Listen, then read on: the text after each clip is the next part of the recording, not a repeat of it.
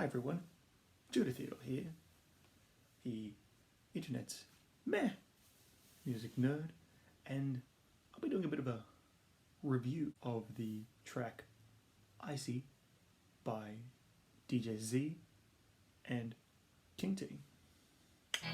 DJ Z, King T, Sydney rappers. The pair have been quite known to collab very frequently, from hits such as Smack That, where they sampled the very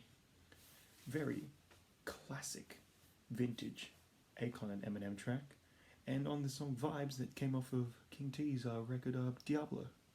But Icy is their most popular song, with a whoppingly delicious 100k streams on Spotify, which is a feat in itself, which most people will not even reach. So for that, I have to applaud them. Clearly, it shows that there is potential or even flair to this track that has garnered such massive streams. Now, I wasn't sure why it didn't really hit me when I first heard it. I think it's just because the nostalgia factor and the fact that I really enjoyed Smack That just made me like, nope, I don't want to enjoy anything else. This is it. I'm done. But I thought I should give it a chance because I really like that song, and this one has just been sitting, aching in my brain for days. So I kept re-listening to it again and again and again until about today, where it just really resonated with me, just everything about it, and I could finally get out why I really like the song. We'll start off the instrument. Oh my god, the instrument was just... Oh.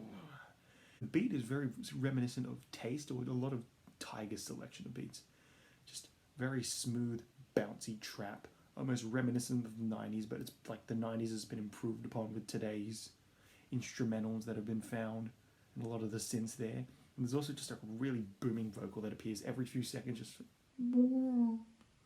every few, just to restart a line that a rapper spits, or even give a chance to change the flow, change the person rapping. It's just very, very nice instrumental, very listenable. Beat selection is extremely important for rappers. If you don't have a really good beat selection, it's really off-putting, because that's one of the first things that people appreciate. Because when you get the sound of a rapper, you're not going to hear the first is their voice. You're going to hear just the startup and everything about the instrumentation. If it doesn't sell you straight away, a lot of people can just be turned off by something about that. And especially with today's streaming culture, where people will just skim through a song, if they hear something they don't like in terms of its sound, they will generally skip it, which is a damn shame, because people should just, try to enjoy a song at its fullest, in the way it was intended, sequentially. Now, I've established that the beat's really good and very 90s California reminiscent. Like, I could either see, for some reason, just Tyga on this today, or Snoop Dogg, or even just like a Dre beat where he has like a lot of his label on it. The verses. Let's start off with the man himself, DJ Z.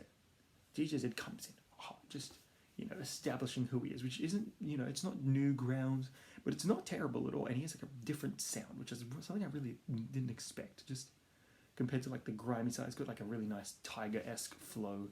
But he actually switches it up and starts speeding, and then he changes his inflection during his second verse, and then he uses the speed, and then he even does like a part where he has a really like uneven inflection like this with speed, which with the instrumental just really eats it up. It's something that Tyga doesn't really do much. But here, it's where you actually use your contemporaries well by improving upon them. Because a lot of things, there's nothing wrong with having your influences right up on top of your sleeves if you're adding something new to this. Because at this point, nothing is original anymore. Everything's already been done. The real thing is, what are you doing? Why is it better? Why is it even worth listening to? This is worth listening to. The fact that Z is changing up his flow, his delivery, everything about that is just remarkable and just very, very entertaining. The hook.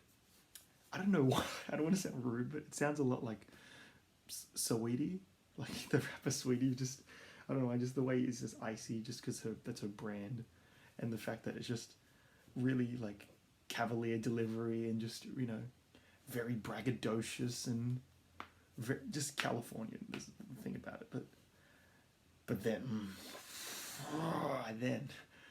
King T just comes right in and delivers a cold flow and just buries himself under the beat. He's on beat, on point, and he is fucking brilliant. He absolutely killed it, and it was, I forgot about it. I just didn't appreciate it, and it made me want to go back and check out Diablo a little more. And I actually starting to grow on me a bit more, which actually could be in the upper echelon of my fucking albums rankings, which I've been working on for the start of this year. My goodness, it was a joy to listen to, and I thoroughly was impressed by it, and just everything about this song. It deserves its credit. It deserves to get fucking 1 million streams. It deserves every sort of attention it gets. The only minor grievances I have is with some of the treads, like the "Who am I?" and "You know who it is, you should know who I am" with DJ Zed. But when you're new like this, you're allowed to establish who the fuck you are, because this track fucking does that, and I'm this thoroughly impressed. Yeah, so please stream it. They've both earned a follow from me. I'm feeling a strong A to a light 9. I'm not even kidding. I really was impressed by this. Thank you for watching. Please check these two out. I will leave their Instagrams in the description below. Popping them up is useless because YouTube doesn't have annotations anymore. Those were the fucking days. But yeah. Judah Theodore. Adios.